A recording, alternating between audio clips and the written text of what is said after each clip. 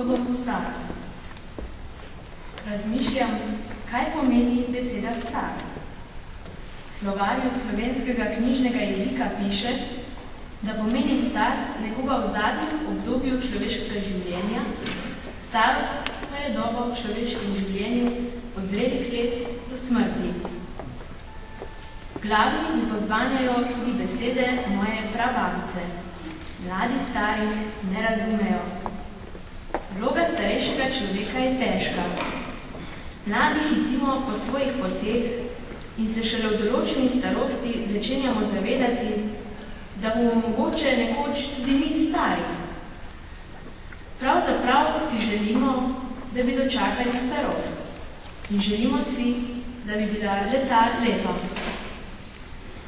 Zelo rada obiskujem starejšo sorodnico. Najbolj se mi v spomin vtisnejo njene vsakokratne besede.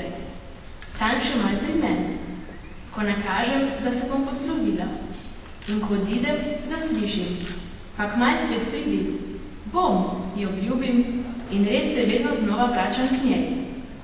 Spoznala sem, da se star človek res počuti srečen, če ga kdo razume, če ve, da potrebuje toplino domačih in tistih, ki ga imajo radi in ga spoštujejo. Srečen je, ko sliši smeh svojih vnukov in komaj čaka dan, da se spet sreča z njimi na skupnem kosilu. Ko se bom sama spoprijela s starostjo, si želim, da bi bilo to obdobje mojega življenja kvalitetno. To pomeni, da ne bi bila osamljena, pozabljena in da se ne bi izgubljala v kakšni hudi bolezni. Želim si, da bi me obiskovali otroci in vnuki. Da bi imela prijateljice, s katerimi bi se ob čaju spominjala na pretekla leta. Prizadevala si bom, da bo moj tempo življenja umirjen, pa vendar napolnjen z močjo življenja. Z veseljem bom pomagala svojim vnukom in otrokom. Dala jim bom čutiti, da sem koristna in da me v življenju še potrebujejo. Vnukom bom odkrivala lepote narave in jim privzgajala ljubezen do knjig. Knjige bodo ostale moje zveste prijateljice. Z njimi bom doživljala svet, odkrivala nova spoznanja in si urila spomin. Vem, da obstaja univerza za tretje življenjsko obdobje. Ko bom upokojenka, se bom vključila vanjo.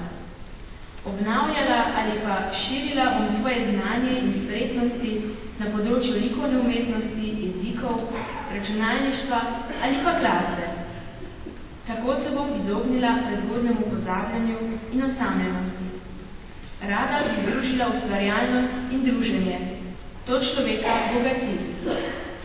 Če bom imela moža in nam bo na starost služilo zdravje, bova skupaj hodila na potovanja ali izlete, kar bova pač zmogla.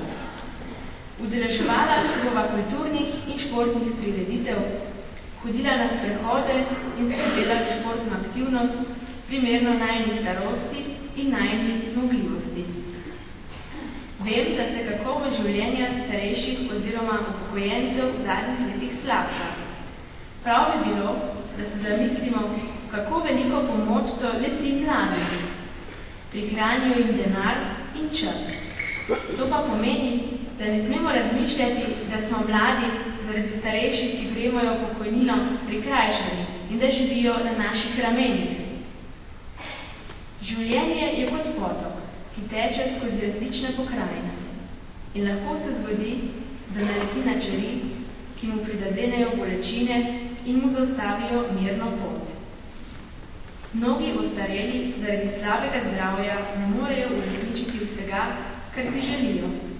Ob mislih nanje pa si želim, da bi imeli prav vsi čim boljšo zdravstveno oskrbo in možnost bivanja v urejenih domovih za ostarele, če nimajo nikogar drugega, ki bi skrbel zanje.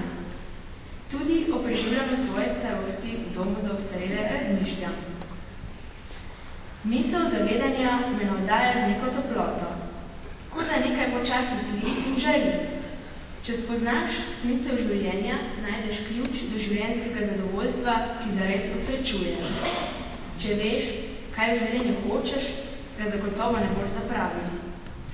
Če znaš v mladosti presoditi, kaj ti bo v življenju koristilo in kaj škodovalo, si srečno bitje.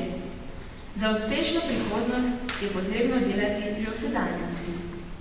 Vem, da si je tako kot za uspešno delo tudi za prihodnost treba pripraviti načrt in si postaviti male in velike cilje. Vsi se mi zagotovo ne bodo uresničili, tudi dajali mi bodo zagon za življenje. Vodili me bodo proti življenjski sreči, za katero se vsi borimo.